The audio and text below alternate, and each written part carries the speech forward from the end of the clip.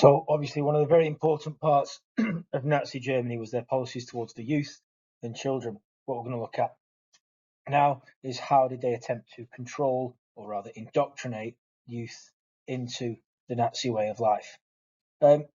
Indoctrination simply means brainwashing people to accept Nazi ideals. Links to women, this belief that they are effectively recruiting future loyal Nazis directly from the womb. So this is linked to women, recruitment in the womb. As children are impressionable, that means they're more likely to believe what the Nazis tell them. They are easier to brainwash. The idea being the Nazis want to indoctrinate them early, and that will ensure loyalty for life. Here in the corner, you've got a picture of Bernhard Rust, and he said the whole aim of education is to create Nazis. What a nice guy. So the way they're going to indoctrinate children is through school, education, and also the youth movements, effectively trying to make it so that children are under sort of watching Nazi eyes throughout their whole day. It's only when they go home at night when the Nazis aren't watching them anymore. And even then, you've got Hitler on the radio, and all media is controlled by the Nazis. So you're kind of looking at the idea of like sort of 24/7 indoctrination. So what were Nazi schools like? If teachers didn't agree with the Nazi ideology, they were sacked.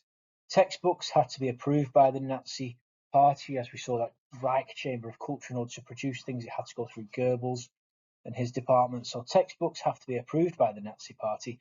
They presented Jews as bad, even in maths questions. For example, you've got the story of the poisonous mushroom that we've looked at during lessons. That was given to children aged sort of 4 to 7.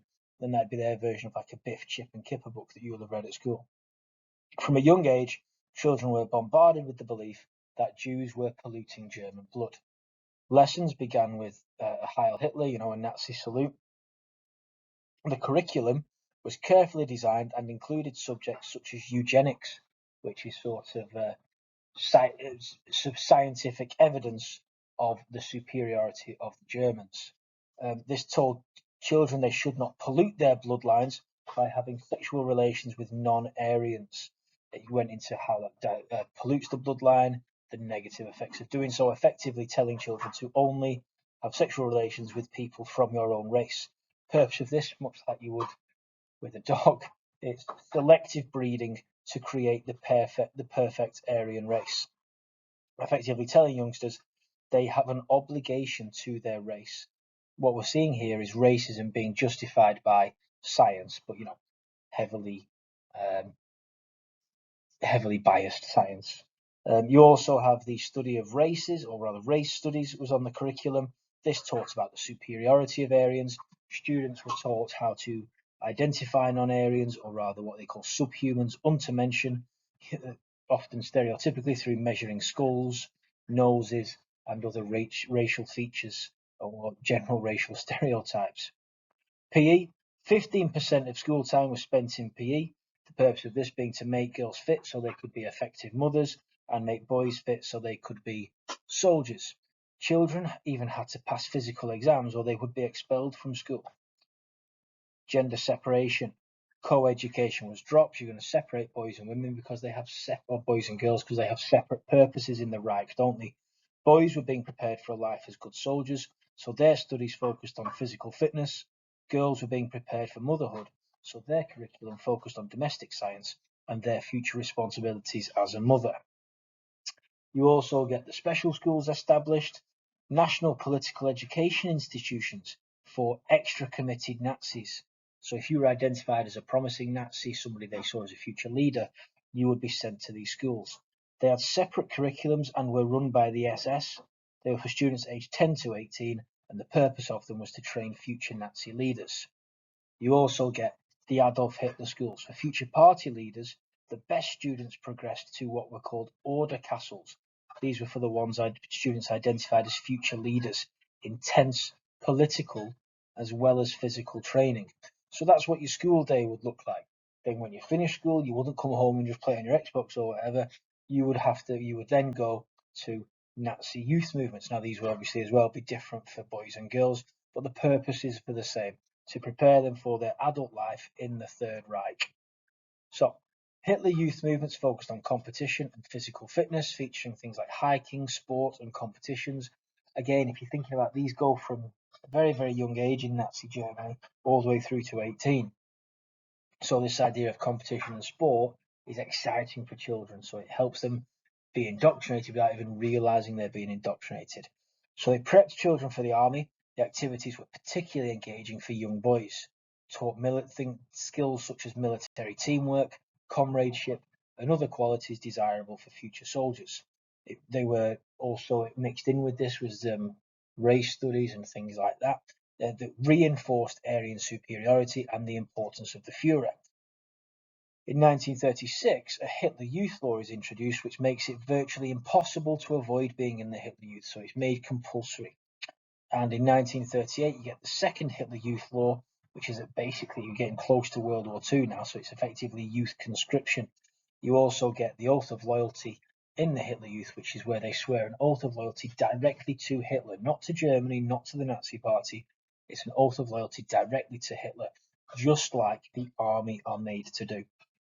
From 1940 onwards, the Hitler Youth movement was involved in the war effort, and from 1943, they are used as military reserves because obviously soldiers are dying in World War II, so they're having to start using more of the Hitler Youth towards the end of the war.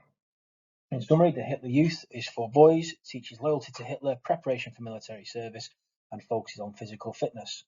The girls is the League of German Maidens, teaches loyalty to Hitler, prepares them for motherhood, and still focuses on physical fitness. Both groups encouraged children to snitch on their parents if they said anything negative about the Nazis or Hitler. They're turning children into such loyal sort of drones that they could spy on their parents. So let's have a look at the successes and failures of these Nazi youth policies. The successes are that membership has expanded from 5.4 million in 1936 to 7.3 million in 1939, but do bear in mind it was made compulsory. Many young people enjoyed the exciting activities such as camping and hiking, so it was something they actively looked forward to. Again, they're being indoctrinated, some of these children, without even realizing it. Some even like the military aspects, like the uniforms and the discipline, and it gives them a sense of comradeship and belonging to something greater that seems powerful. It's a mindset constantly reinforced by parades and rallies and shows of strength to impress. It's effective propaganda because you're telling children, you're really good, you're really special, we care about you. So these children felt valued by the Nazi Party. However, there are failures for the Nazis when it comes to the youth movements.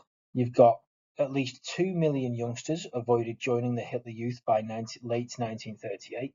You've also got groups like the Swing Youth and the Edelweiss Pirates avoiding to join and actively resisting and beating up Hitler Youth members, haven't you? Some who did not join simply because they found the activities boring, especially as once you get to around age 13 or 14 in the Hitler Youth, and the focus would shift massively towards military drilling. It's all about military tactics. And the fun aspects that you might have enjoyed as a younger child are focused on less. There's evidence that the movement was in crisis by 1939 because of the shortage of adult youth leaders, because where have all them lot gone? Oh yeah, they've been forced to join the army for World War II, haven't they, because the Nazis introduced conscription. Teachers, this is linked to schools as well, but teachers grew increasingly worried about the effects of constant propaganda on the young, and many parents found that the Hitler Youth negatively affected family life because, as mentioned earlier, children are being told to put Hitler first, the Nazis first, ahead of family life, and also being told to actively spy or inform on their parents. It is hard for parents to accept that their children owed their first allegiance to Hitler. In World War II, Hitler Youth activities focused increasingly on the war effort and military drill, and therefore its popularity reduced.